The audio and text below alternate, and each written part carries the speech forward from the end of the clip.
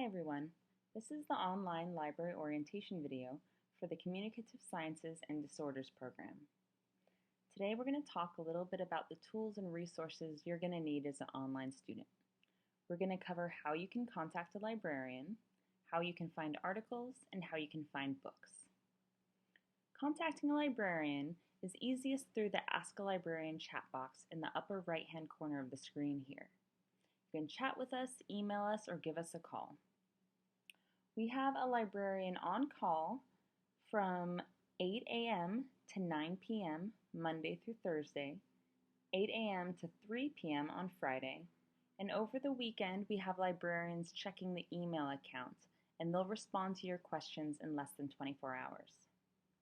So let's jump right into searching for research articles. Now it's really important that we're always accessing databases through the library website so that the databases recognize that you're a CSUSM student and have access to all the articles that you're looking for.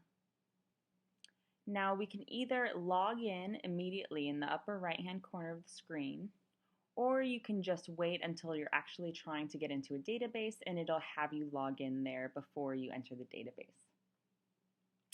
Now you can find databases here through the most popular by subject, by title options.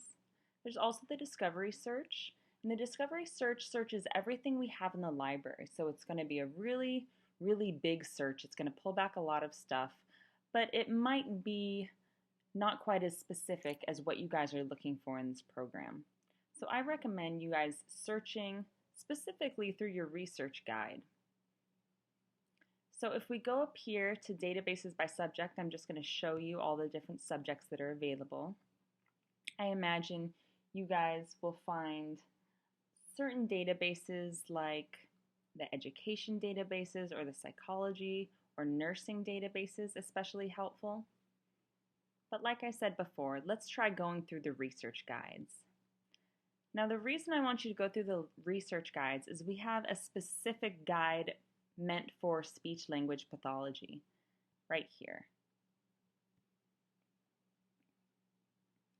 Now I highly recommend that you bookmark this page because it's going to give you the best databases to search in. It's also going to direct you to books that are helpful in this field. It's going to give you advice on citing sources and thesis submission guidelines. You'll also notice on the left here that the librarian for this field is listed. So if you want to talk specifically to the librarian who's in charge of this subject and knows the most about this subject, you can access them using this box right here to the left. So let's go ahead and try to do a sample search in one of our databases. ComDisDome is a database dedicated entirely to communication disorders, so you're probably going to be using this one a lot. Okay, so there's an option for advanced search, and it looks like this, and it allows you to narrow using filters ahead of your search. But I'm going to just do the normal search, and we can narrow afterwards. So I'm going to type in stutter, and then I'm going to add an asterisk to include stutter, stuttering, stutters, all those different variations of the word. And then I'm going to add treatment. Now there's a lot of different ways to say treatment, so I'm also going to include some synonyms. And I'm going to include synonyms by using the or connection.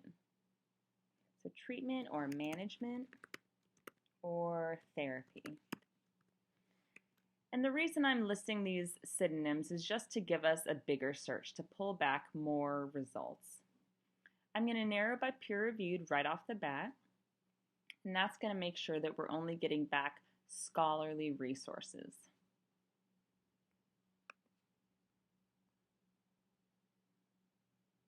Okay, so we have 921 results. We can further narrow by looking at the options on the right-hand side. So I can narrow just by scholarly journals. I can also narrow by the publication date. So say I just want to look in the last 5 years. I can drag this item over and then I can click update. And that really brought it down. So now we only have 87 results. Looking over these items, if I click on the titles, it'll give me more information about that particular article. So it'll have the abstract, subject headings, and lots of information that's going to be useful when I have to go back and cite these sources. To actually get the source itself, I'm going to click the Get It button right here on the right-hand side. This also exists on that main page, the results page underneath the title. So when I click the Get It button, it's going to try to find this article in all of our databases.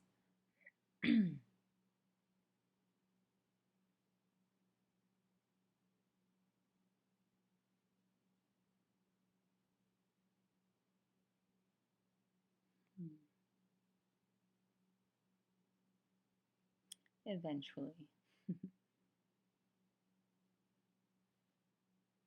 Okay, here we go. So we do have the full text available. In this little Get It box, there should be some links that pop up here to give us options. Okay, so we are going to be sent to another database here. It says the full text is available at, and then it gives us a link. When we click on the link, it's going to bring us to where we can find the PDF. So I'm just going to click here for the PDF. And here it is. So I can save it to my computer using these options on the bottom right. So that's how we find articles using databases like Communicative. Now, if you want to look for books, we're going to go back to the main library website. I click this icon in the upper left-hand side to return to the main library page. And we're going to use this search bar in the middle of the page, but we're going to click Books and More before we type in our search. And that's going to ensure that we're only looking for books and not articles. So I'm going to type in speech disorder, and I'm going to search. Now, if I put an asterisk after the R, that's going to include speech disorders as well. So let's see if it increases our 136 results. It does. It brings us to 244. So that's a quick way to get more results.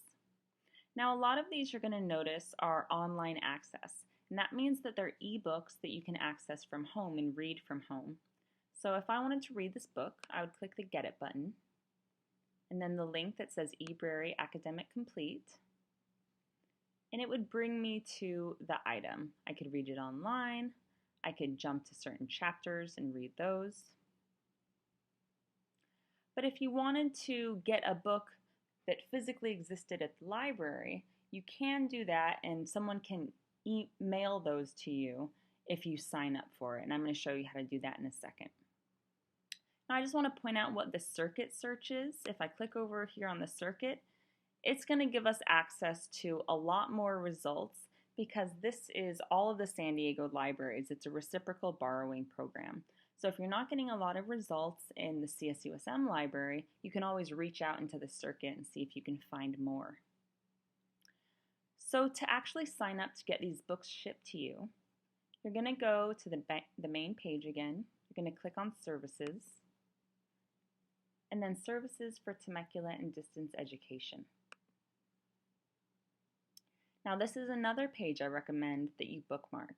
It's going to give you all the information you need for what kind of services you can access through the library. It talks about chatting with the librarian, searching for articles, the circuit, and the library for books. And here is where you would register to have books shipped to you.